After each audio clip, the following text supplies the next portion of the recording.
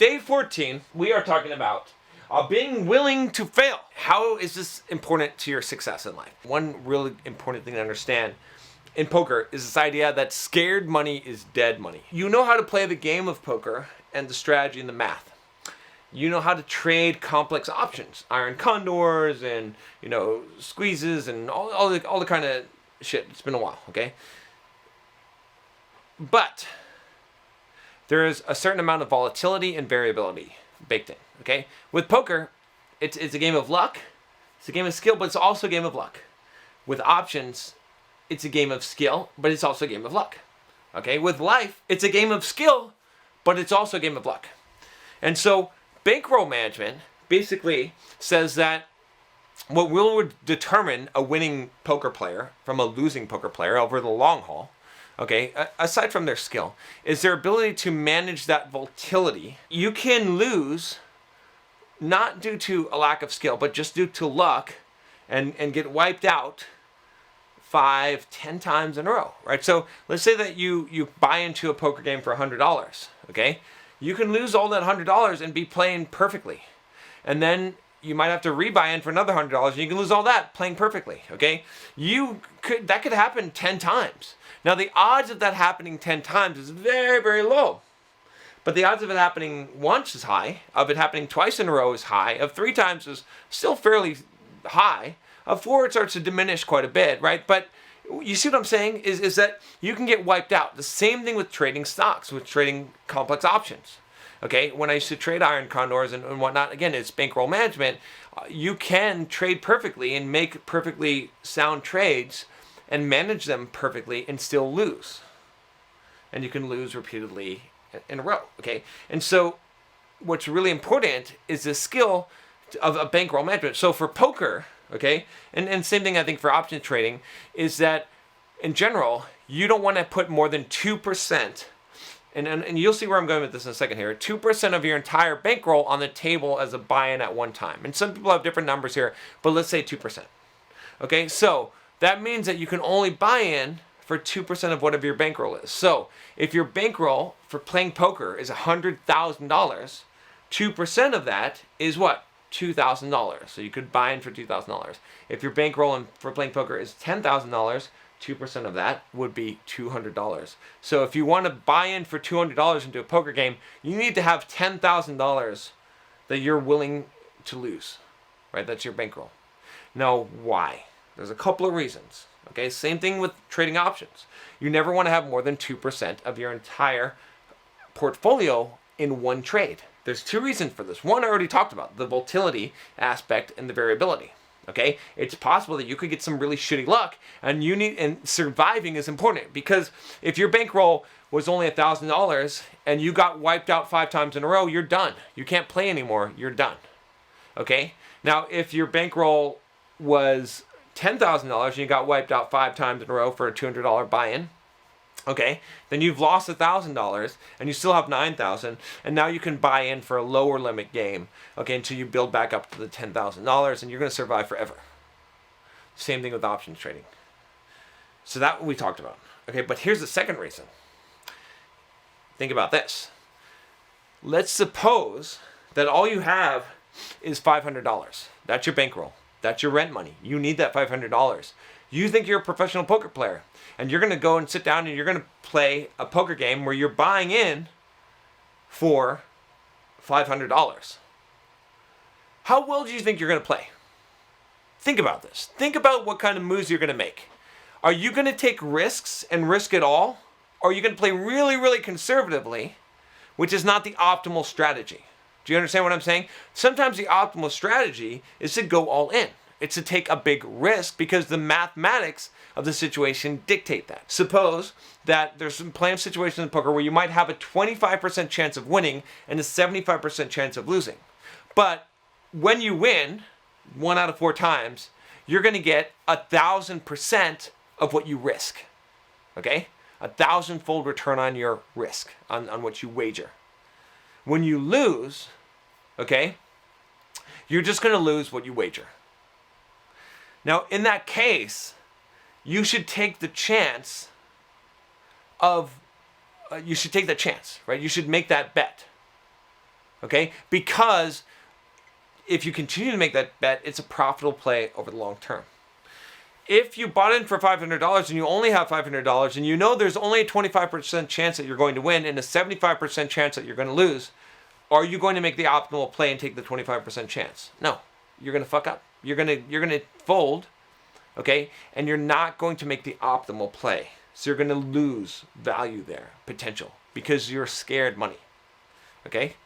Same thing with trading options, right? You're not going to make the right choice, the right call when you're trying to manipulate that option, because there's things you can do to fix things when things go wrong.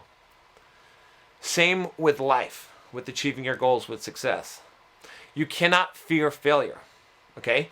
If you're afraid to fail, if you're not willing to fail, what it says is that you're not willing to risk. You're not willing to take the chances, okay? You're going to take the safe path, which is not the optimal path. Just like the poker person who bought in for $500 and doesn't want to take the 25% chance of winning.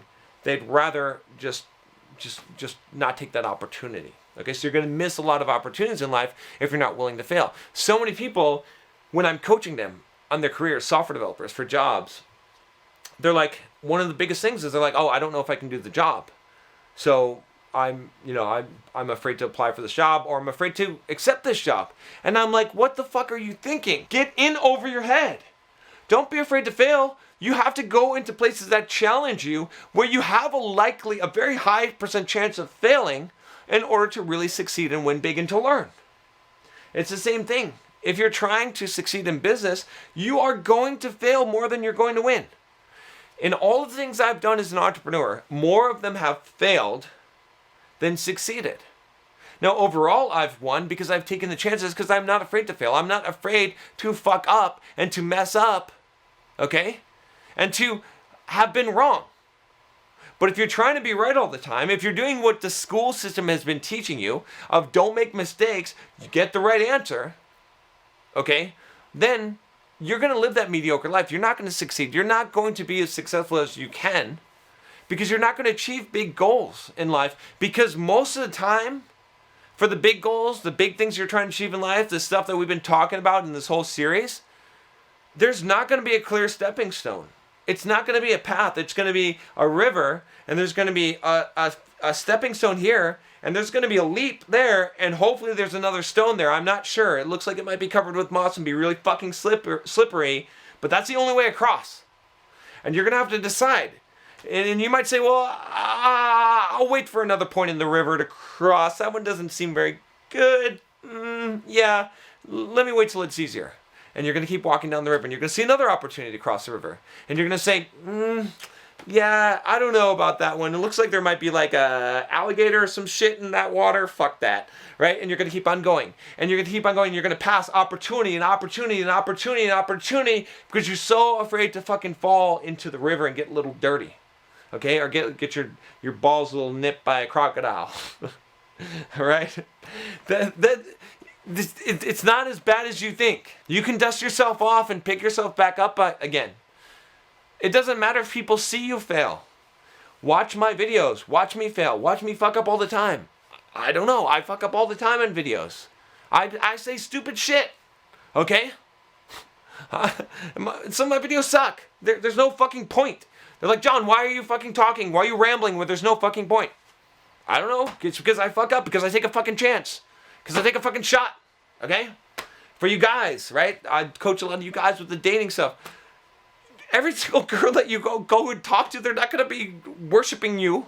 Okay, I was going to say something else, but it's not going to happen. Most of them are going to reject you. Most of them are going to be like, fuck off. And they're going to say it a little nicer than that. Some of them won't. Okay? But it can't stop you. If you're afraid to fail, if you're afraid to be rejected, you're going to take the safe, the easy path. And sometimes when you take the safe and easy path, it's also the most dangerous path, because you're not what Nicholas Taleb would call anti-fragile. Okay? You're fragile. Okay? Because when you take the safe route and suddenly a tree falls in the safe route, you're like, what the fuck do I do? I don't know. Okay? That's what happens. Because you don't have a fucking chainsaw. You've never dealt with this shit. This is a safe path. There's not supposed to be enemies attacking me here. What the fuck? Right? You don't know what to do. But when you are Mr. fucking Lumberjack, when you're Mr. Swashbuckler with your fucking machete, okay, and you're like, I will fucking make a path, okay, and you're taking risk and you're leaping from stones, okay, and you don't give a fuck, because if you fall and you slip, big fucking deal. I've got 20 more lives. I know the Konami code. I can do up, down, down, left, right, BA, start. Okay? I can get 20 more lives anytime I want. I'm gonna fucking take as many risks and chances as I can. Again, I'm not saying do stupid shit and get yourself killed, but I'm saying that in business and most of the things in life that you take, that you're afraid to take a risk or you're afraid to fail, you're not gonna fucking die. You have 100 lives. It doesn't matter if you put up a website and no one comes to it, or you start a new business, or you create a YouTube video and no one watches, or they think you're a fucking idiot. Whatever. It doesn't matter, because you can just do it again and you can just learn from your experience. Life is like that. You can fuck up. You can take a career and you can take a job that you're not qualified for, and you can try and do it, and then your boss fires you and you're like, oh fuck, well, all right, I learned something and I gave it a shot. Okay, and I got paid at least for a month or so, whatever. But sometimes when you take those shots, you're gonna succeed. And sometimes those successes are gonna be huge, and you're gonna learn, and it's gonna force you to succeed, right? And when you're willing to fail, you're playing the optimal strategy in life. When you're not willing to fail, you're playing the safe strategy. And when the shit hits the fan, and it will, even on the safe road, okay, you're not gonna know how to deal with it. And that's when you're gonna be really fucked.